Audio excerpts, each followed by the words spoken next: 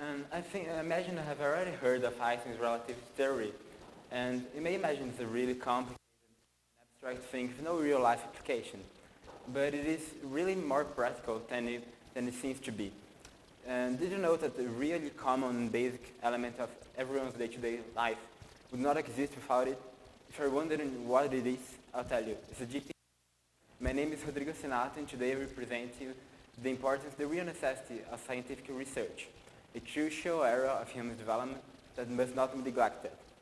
I will essentially present you some of the positive consequences of scientific research, exemplify, discuss some negative consequences of neglecting it, and then I'll tell also my story relating to it. And after the whole speech, I hope you realize what's the real importance of this, that to involve society and the governmental and social responsibility to invest in it. And first, I'd like to explain to you what's my relation with it is, and then tell you how not investing in it affects individuals, just as you, for example. And I have always really liked exploring nature and understand science and the world. So as I grew older and started studying in school and doing things by myself, I imagined that being a scientist was a real possibility for me. And what happened to me, I think, is something that is really common with children that like to explore nature, and so they could be scientists also, just as you or friends and relatives, possibly.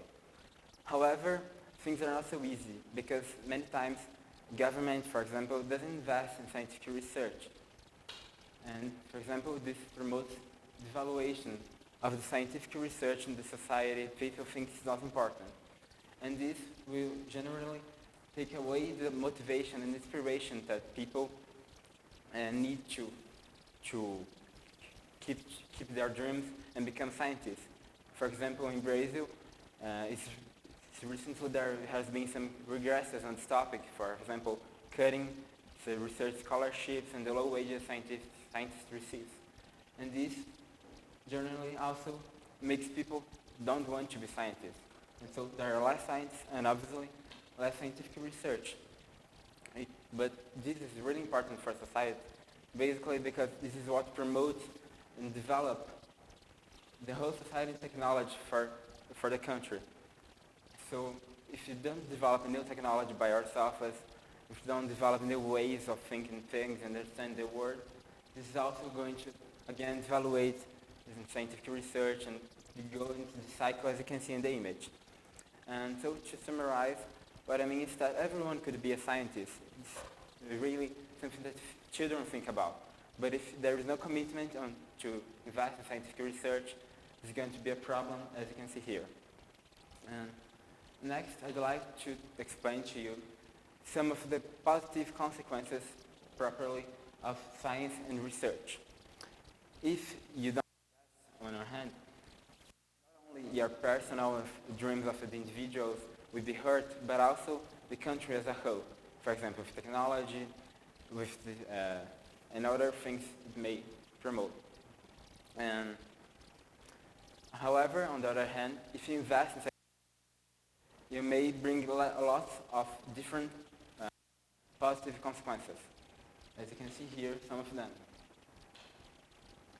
First, development of society in general. If you are always trying to understand better things and promoting science, you can develop new ways to think.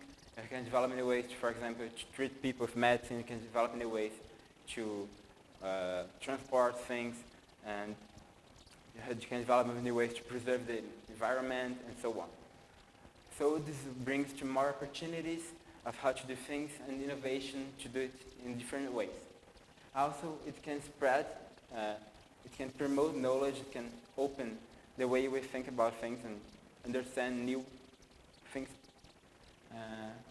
Also, I think help dismiss false claims such as fake news, really common nowadays, and then expose truth to help the society.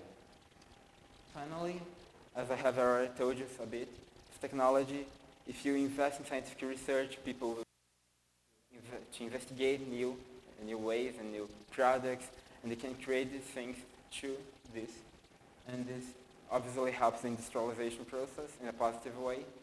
And finally, the national independence, which means that if a country invests in scientific research, it will promote its own way to produce new things and not depend on other countries, what they do or other the economies. Then, after all of this, I'd like to present you some real examples of how scientific research helped society to evolve in the world. First, I'd like to talk about the GPS, as I have already told you a bit in the presentation. The GPS works with some group of satellites working together. They analyze the Earth, analyze our position, they receive information, and then send. But according to what Einstein researched and said, there's a little difference in the time because they are at a high speed and we are not. So the really little difference in time, according to the website Physics Central, is about 38 microseconds per day. It's a really small fraction of of a second, but if you consider this, if you don't correct this difference, this can cause more than 10 kilometers of inaccuracy per day, which means that, for example, you could drive your car in São Paulo, but your GPS says that you're right in the middle of the ocean. Next, I'd like to talk to you about quantum physics. It's a complex thing that's new in the history of science. It tries to understand the physics of really microscopic things, atomic scale. Most of its effects are also atomic, but scientists are trying to find ways to relate this to our microscopic world. For example, it's really interesting to note that scientists are trying to find a way to cure cancer and other irritable diseases to quantum mechanics and understand how it works through this theory. Next, I'd like to talk about this machine. It's really famous after a film that was made. It's Alan Turing machine. It was developed during the Second World War to try to decodificate the Nazi message. They were sent through a code, and the British government invested to try to find a way to decodificate these messages. And then Alan Turing, he was a mathematician and scientist, developed this machine that could properly decodificate all the messages. And it's really interesting because this machine was the first step to create all computers and smartphones and tablets and machines like this nowadays. So this research promoted all computer-like machines nowadays. Finally, I'd like also to talk about penicillin, the first antibiotic to be discovered and produced. It was discovered. It's a really clear example of how research can bring new things, because researching the bacteria and fungi, that Alexander Fleming could discover this, and after he discovered this antibiotic, penicillin, other could be discovered, and medicine increased a lot. And this comes to the end of the speech. After all of this, I hope you realize that scientific research is not a matter of opinion nowadays, but is a fundament to the modern world. And if you want to promote a better future, one of the basic steps is to promote science and research. And science and future.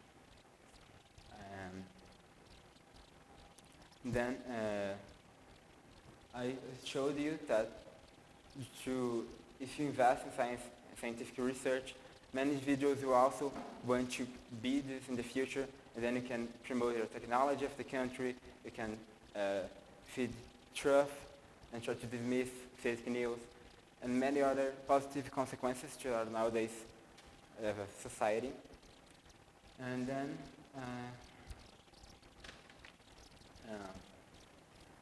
I hope you really have enjoyed this, and